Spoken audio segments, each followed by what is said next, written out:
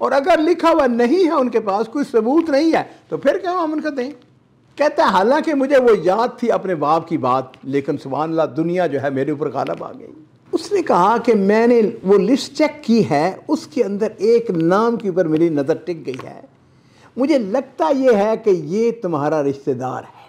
कहता है कि मेरी एक बहन को रात ख्वाब के अंदर मेरा वालिद मिला, मुतबस्सम चेहरा, मुनव्वर चेहरा, और वो उसको कह रहा है अल्लाह तुम्हें जज़ाए खैर अता फरमाए। अस्सलामु अलैकुम वरहमतुल्लाहि वबरकातुहू। बिस्मिल्लाह वस्सलातु वस्सलामु अला रसूलिल्लाह।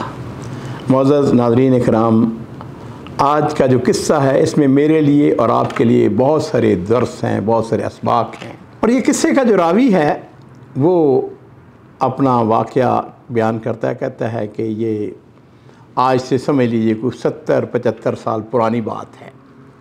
सऊदी अरब के किसी शहर में, आप कह लें रियाद की या जद्दा की, बहरहाल कहता है कि मेरा वालिद जो थे वो शुरू से ही सुभान अल्लाह तजारत पेशा थे, उनको शौक़ था तजारत का, और वो बचपन से ही तजारत करने लग गए थे। कहने लगे जब हम बड़े हुए तो हमने देखा कि हमारे वालिद के साथ हमारा एक रिश्तेदार है, वो वालिद का शरीक था, पार्टनर था कारोबार के अंदर।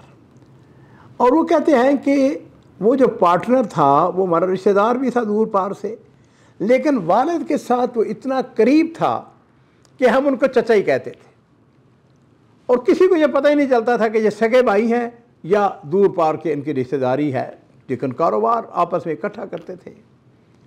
कहते हैं कि वालिद की एक खूबी ये थी कि वो हर चीज़ लिखते थे, नोट करते थे अपने पास।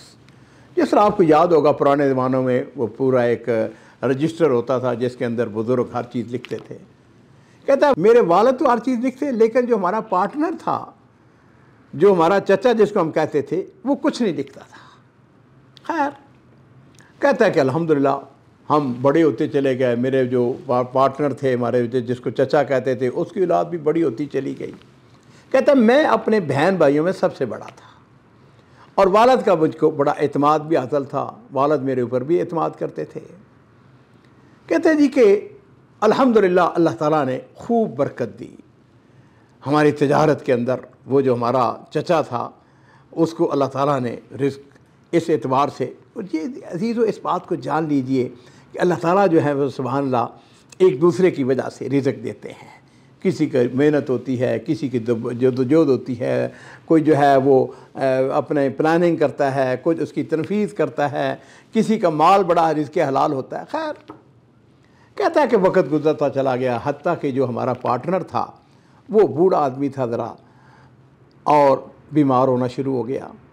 लेकिन बीमारी के दौरान भी हमने देखा हमारे वालिद जो है उसके ऊपर ख़र्च करते हैं।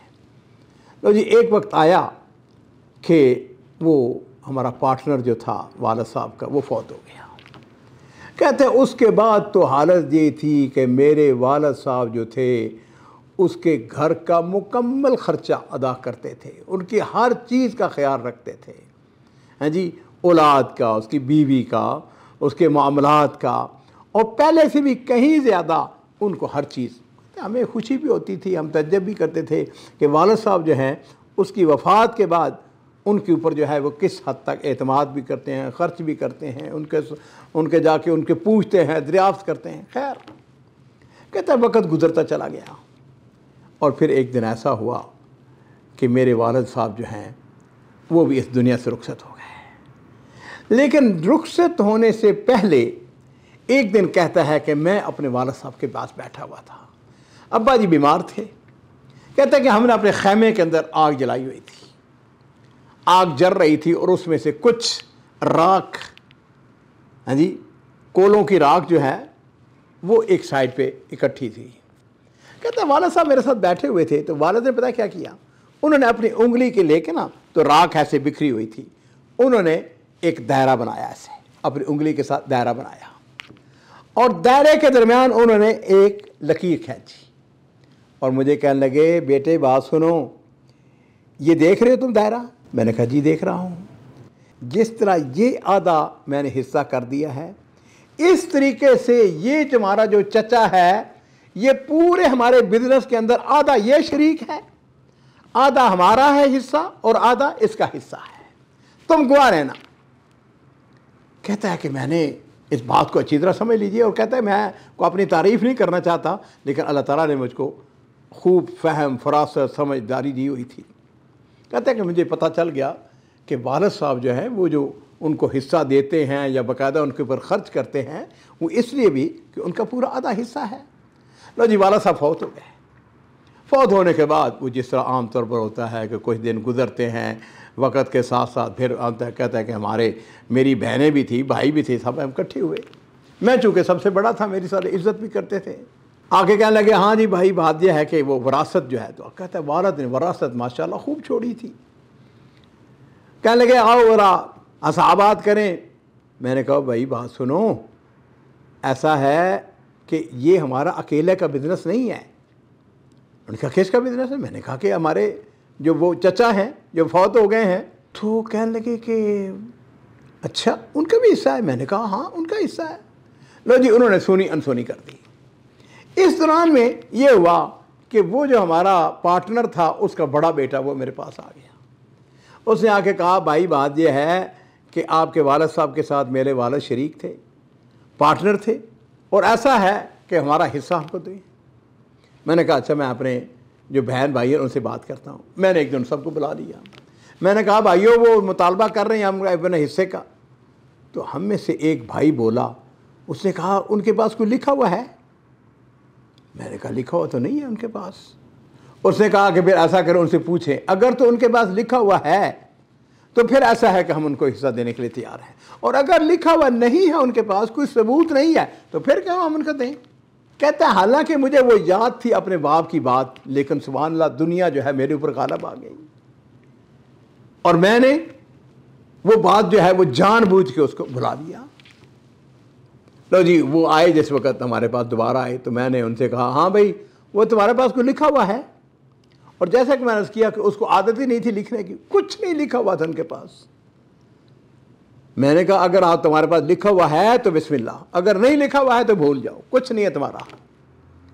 लो जी, वो अपनी वालदा के पास गए, उन्होंने जाकर अपनी वालदा से बात की। अम्मा ऐसे ऐसे, वो तो कोई चीज़ देने के लिए तैयार ही नहीं है। उसकी वालदा ने कहा बच्चों बात सुनो, तुम्हारे बाप की और इनके बाप की आपस में गहरी दोस्ती थी, ये दोनों भाई बने हुए थे, एक मुद्दत तक तजारत इकट्ठी चलती रही।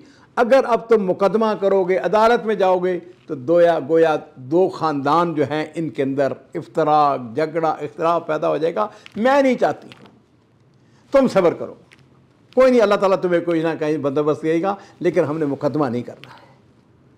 लो जी अजीज़ो, वक्त गुजरता चला गया। ये शख्स कहता है, जिस वाक़े का रावी है, कहता है कि अल्लाह ताला ने हमारे कारोबार के अंदर और वसअत दे दी और पैसा आता चला गया। अब हमारा उनके साथ ताल्लुक़ जो था वो ख़त्म हो गया। ज़ाहिर बात है कि हमने उनका हिस्सा जो नहीं दिया।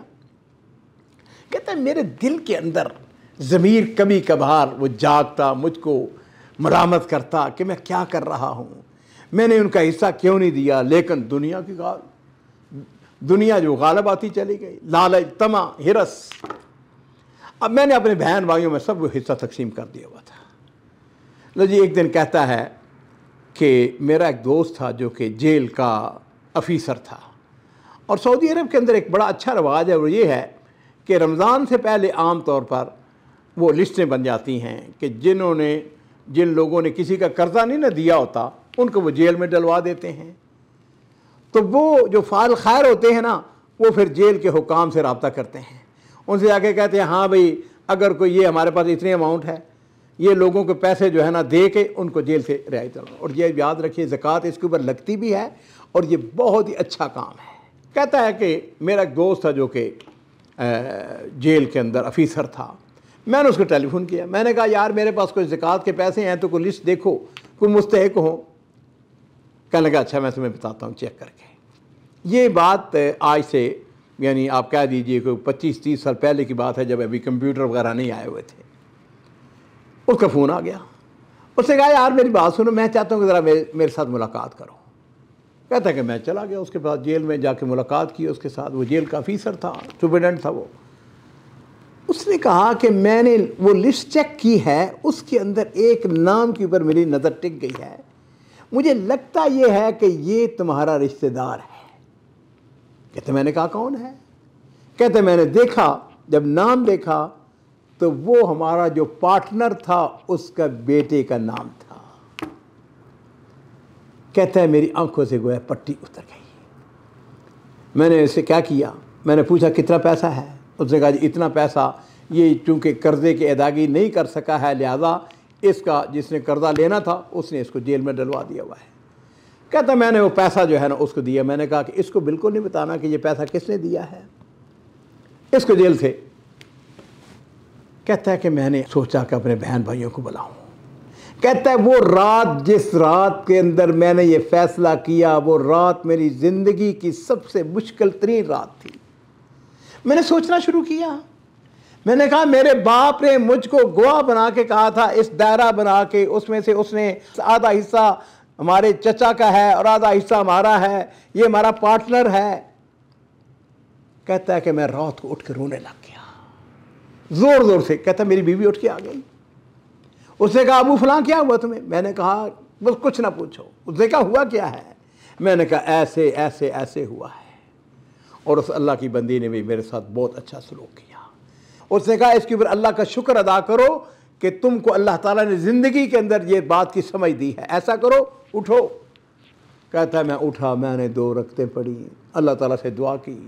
اگلا دن ہوا، میں نے اپنے بھائیوں کو بلا لیا، بہنوں کو بلا لیا۔ میں نے کہا دیکھو بات سنو، میں تمہارا بڑا بھائی ہوں اور میری وہ اسی طرح عزت کرتے ہیں جس طرح باپ کی عزت کرتے ہیں۔ لو جی، میں نے کہا کہ میں نے تو اپنا حصہ جو تھا وہ ظلم اور زیادتی سے ان کا چھینا تھا، میں ان کو واپس کر رہا ہوں۔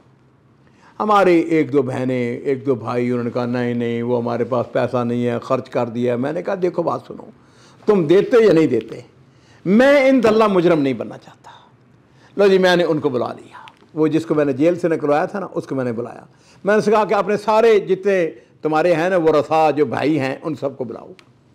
کہتا ہے میں نے اکٹھا کیا۔ کہتا ہے میں نے ان سے معافی مانگی۔ میں ان سے کہا کہ بھائی بات سنو، میں اپنے بھائیوں بہنوں کی گارنٹی نہیں دے سکتا، لیکن میں اپنا حصہ جو ہے وہ تمہیں جو تمہارا حق بنتا ہے وہ واپس دے رہا ہوں۔ انہوں نے کہا نہیں کوئی ایسی بات نہیں ہے، ٹھیک ہے، کوئی ضروری نہیں ہے کہ آپ سارے کا سارا پیسہ دیں۔ اس نے کہا میرے پاس سارا پیسہ ہے بھی نہیں ہے۔ لو جی ناظرین کرام، کہتا ہے کہ میری ایک بہن کو رات خواب کے اندر میرا والد ملا، متبسم چہرہ، منور چہرہ، اور وہ اس کو کہہ رہا ہے اللہ تمہیں جزائے خیر عطا فرمائے، خوش ہے میرا والد۔ کہتا ہے صبح ہوئی تو بہن نے جنہوں نے انکار کیا ہوا تھا، جنہوں نے کہا تھا کہ ہم حصہ واپس نہیں کریں گے، جب انہوں نے یہ خواب سنی اور انہوں نے بھی غور و فکر کیا اور انہوں نے بھی کہا کہ ہم اپنی بات سے رجوع کرتے ہیں اور ہمارا جو پیسہ ہم نے لیا ہوا ہے، ناجائز لیا ہوا ہے، ہم اس حق کو واپس کرتے ہیں۔ ناظرین کرام، بات لمبی ہو چکی ہے لیکن میں آپ کو صرف خلاصہ بتانا چاہتا ہوں۔ اللہ کا شکر ہے، وہ کہتا ہے کہ ہم نے ان سے وقت لیا، مہلت انہوں نے بھی دے دی، اور ہم آہستہ آہستہ کر کے جو ان کا حق بنتا تھا ایک ایک پائی ہم نے واپس کی۔ کہتا ہے نہ پوچھو کتنا سکون، کتنا چین اور کتنا ہمیں اعتماد حاصل ہوا ہم نے یہ لوگوں کا حق دے کر۔ یہاں میں ناظرین کرام اس کے اندر بہت سارے اس کے اسباق اور دروس اور ہمارے لیے اس کے اندر عبرتیں ہیں۔ اس کے اندر ایک بات اہم چیز ہے، وہ یہ ہے کہ جو بھی آپ معاملہ کریں لکھ لیں۔ اصل میں بدقسمتی سے میرا ایک دوست مجھے یاد آ گیا، وکیل ہے، بہت بڑا وکیل ہے یہاں ریاض کے اندر، سعودی ہے۔ مجھے ایک دن کہنے لگا عبد المالک بدقسمتی یہ ہے کہ ہمارے پاس لوگ اس وقت آتے ہیں جب آپس میں جھگڑا ہو جاتا ہے، جب آپس میں اختلاف ہوتا ہے پھر ہمارے پاس رجوع کرتے ہیں۔ جس وقت آپس میں صلح ہوتی ہے نا اس وقت کبھی ہمارے پاس نہیں آتے ہیں۔ میرے عزیزو، جب کام معاملہ کرنے لگیں، کاروبار کرنے لگیں، انسان بھول جاتا ہے۔ خود میری اپنی کیفیت یہ ہے، ایک زمانہ تھا دماغ بڑا ذہن صاف تھا، یعنی بھولتا نہیں تھا آدمی، لیکن وقت کے ساتھ ساتھ آدمی بھول جاتا ہے۔ اس چیز کو لکھیں، آپس میں معاملات کریں، لکھیں، تاکہ آپس میں اختلاف اور جھگڑا نہ پیدا ہو، اور اس بات کو سمجھ لیں۔ حتی الامکان کوشش کریں کہ دنیا کے اندر اپنے حسابات کو کلیئر کریں۔ اللہ تعالیٰ ہم سب کو اس کی بات کی توفیق عطا فرمائے، اور ہمیں دنیا کے اندر ہی ایک دوسرے کے ساتھ معاملات ان کو واضح کرنے کی، کلیئر کرنے کی اور ان کے حقوق ادا کرنے کی توفیق عطا فرمائے۔